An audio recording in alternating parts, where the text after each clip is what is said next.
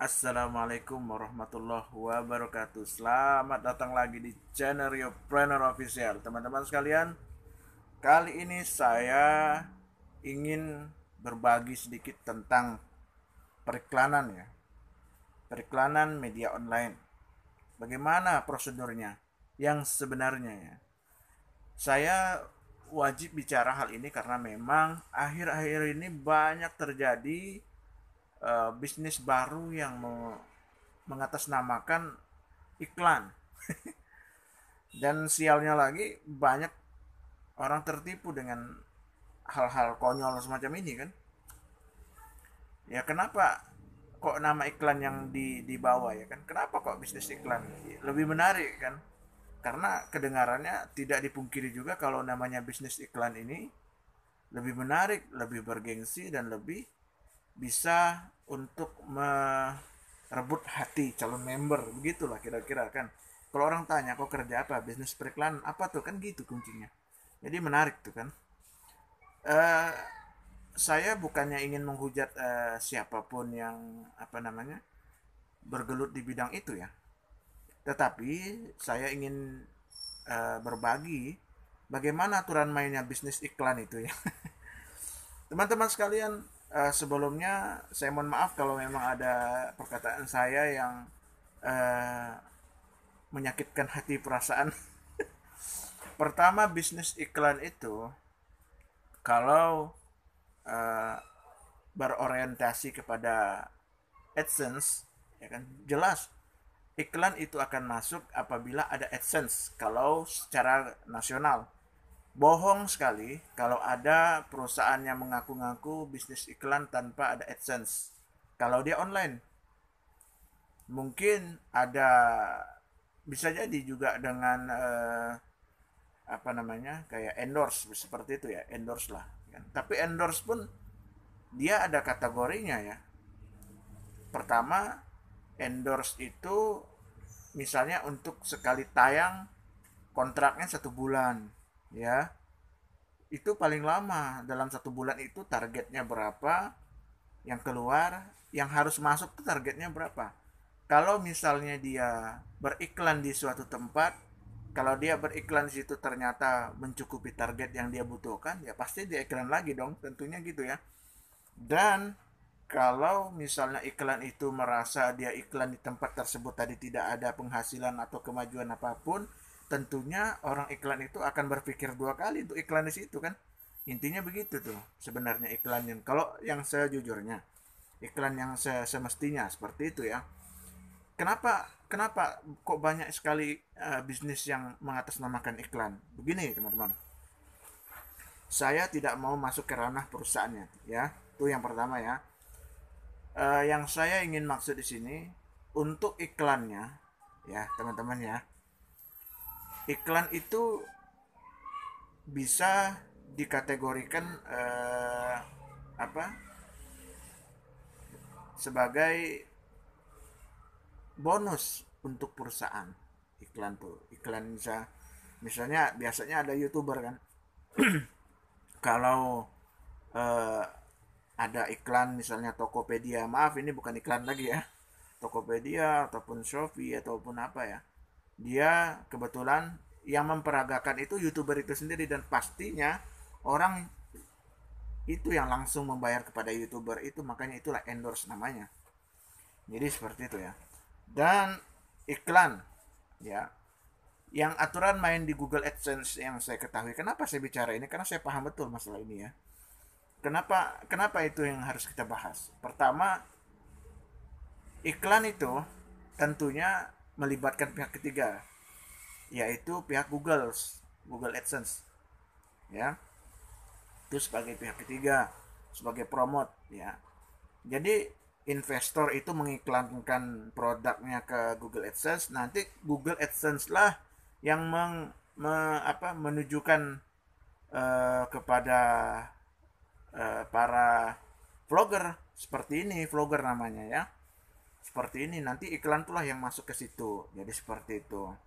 Dan misalnya, dan lebih hebatnya lagi, eh, Google AdSense itu lebih memprioritaskan orang-orang yang membutuhkan. Contoh, ini misalnya ada orang jual obat kuat, ya.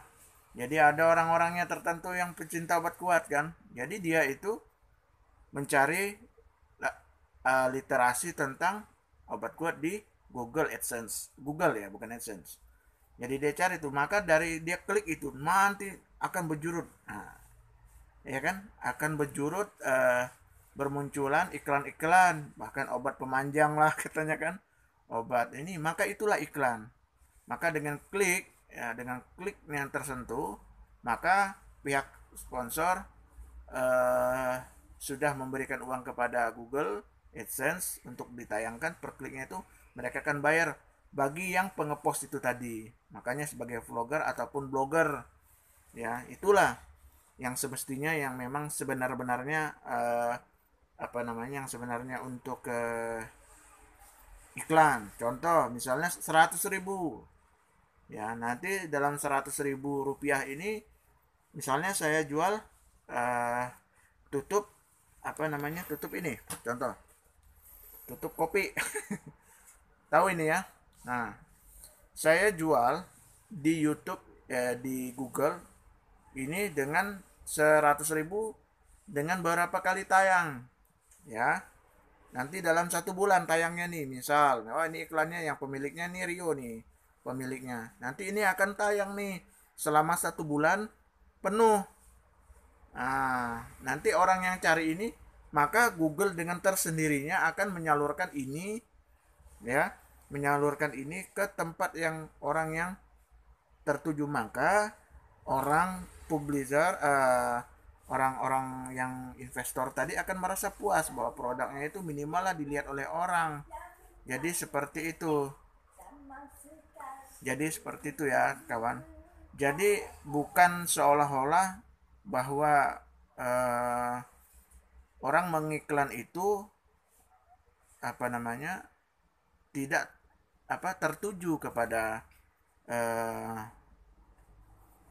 yang dimaksud. Contoh lagi nih, misalnya saya mengiklankan produk saya ke perusahaan ini, tentunya saya juga tidak mau, ya, misalnya menyuruh perusahaan itu biar diklik. Bodoh betul gitu kan kalau misalnya saya menyuruh perusahaan tersebut, saya bayar hanya sekedar mengklik itu, untuk apa kan, seperti itu. Tentunya kita sebagai investor pun mikir 2 kali kalau untuk ke perusahaan seperti itu, ya kan.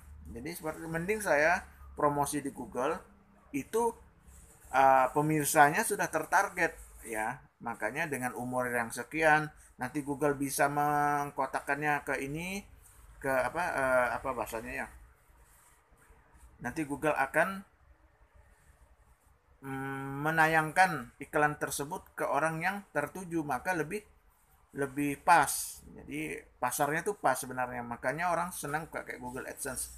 Makanya saya bingung kalau ada orang perusahaan beratasnamakan iklan. Bahkan di Google AdSense sendiri pun ada kategori-kategori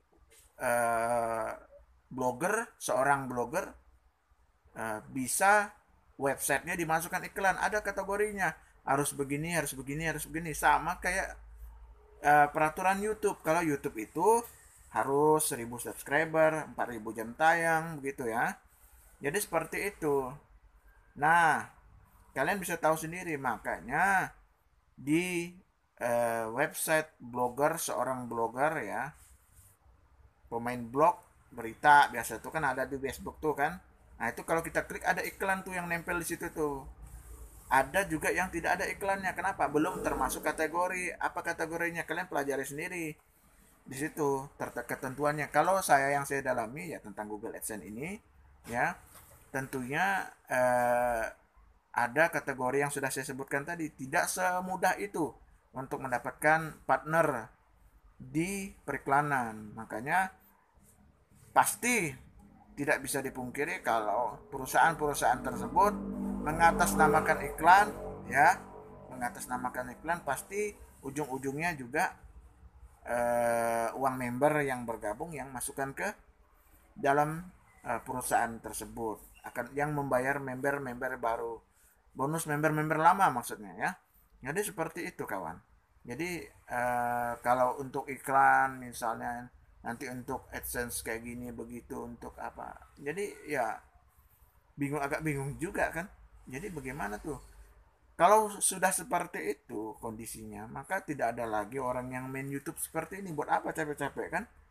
Dan juga tidak ada lagi orang yang buat website berita, ya kan? Ada berita portal online, ya kan? Kayak kompas.com online. Itu kan mereka tentunya selain buat berita itu kan tentunya mereka ada iklan di situ, ya kan?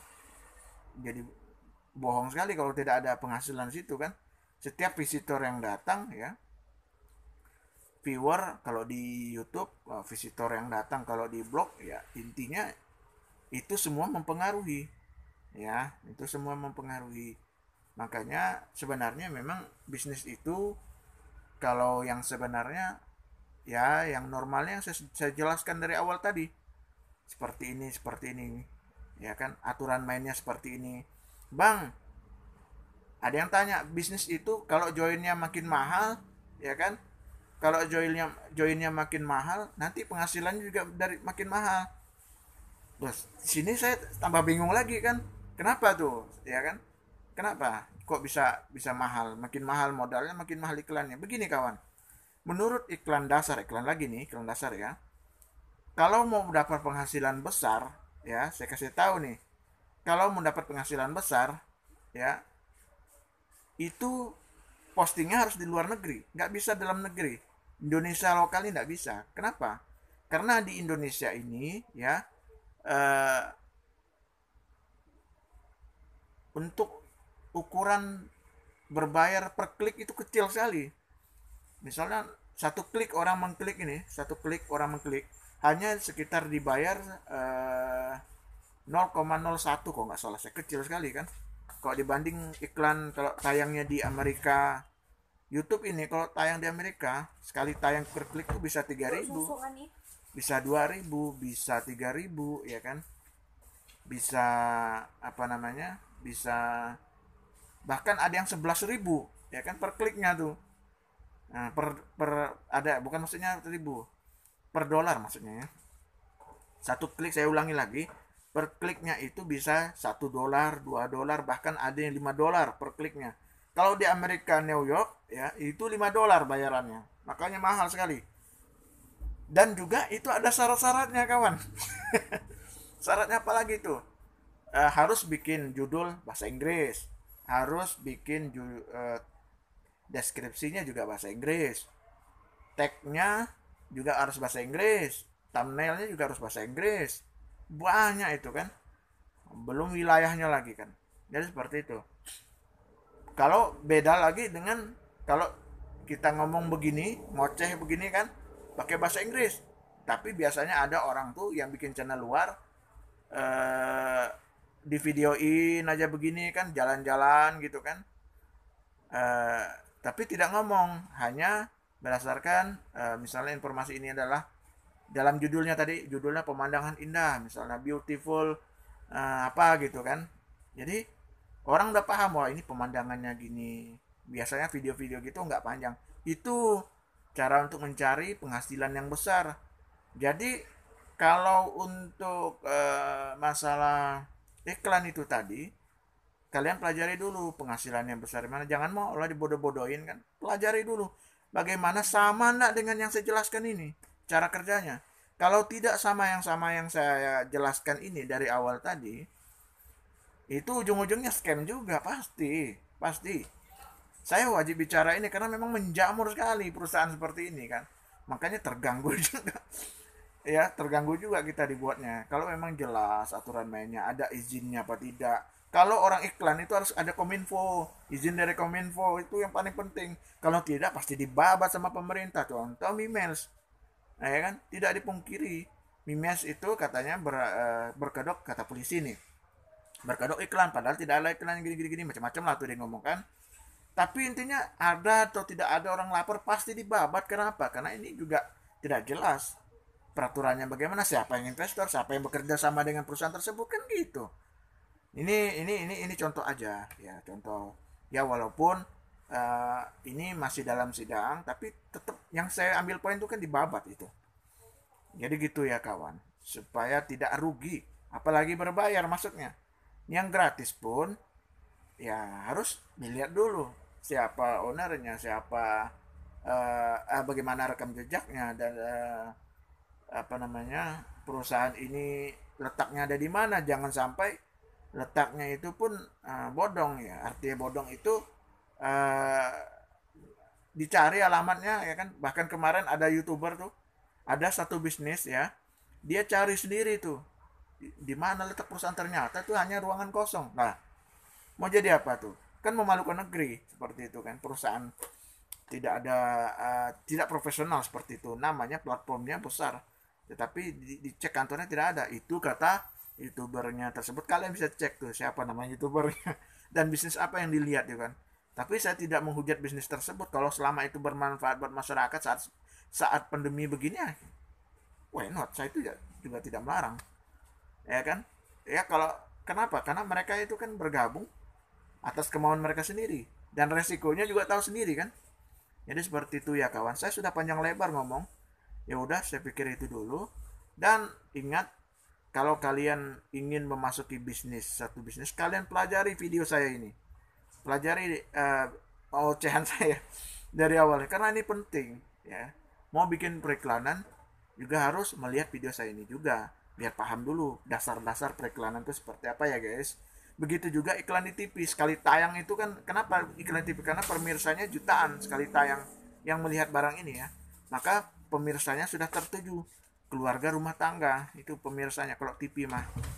Makanya iklan itu, orang iklan berani bayar TV sekian puluh juta sekali tayang ya kan. Nah kenapa ya? Itu tadi pemirsanya sudah tertuju. Nah, pemirsa rumah tangga ya kan.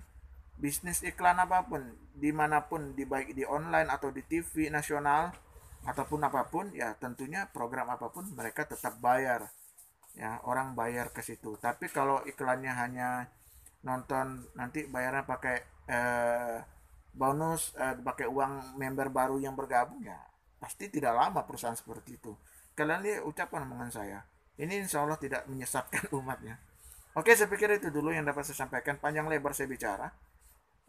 Semoga bermanfaat. Semoga menambah wawasan kalian semua, kita semua. Ya, yang benar datang dari Allah, yang salah atas kekurangan saya sendiri. Oke, sampai ketemu lagi di video saya selanjutnya. Saya Reverdianto. Assalamualaikum warahmatullahi wabarakatuh.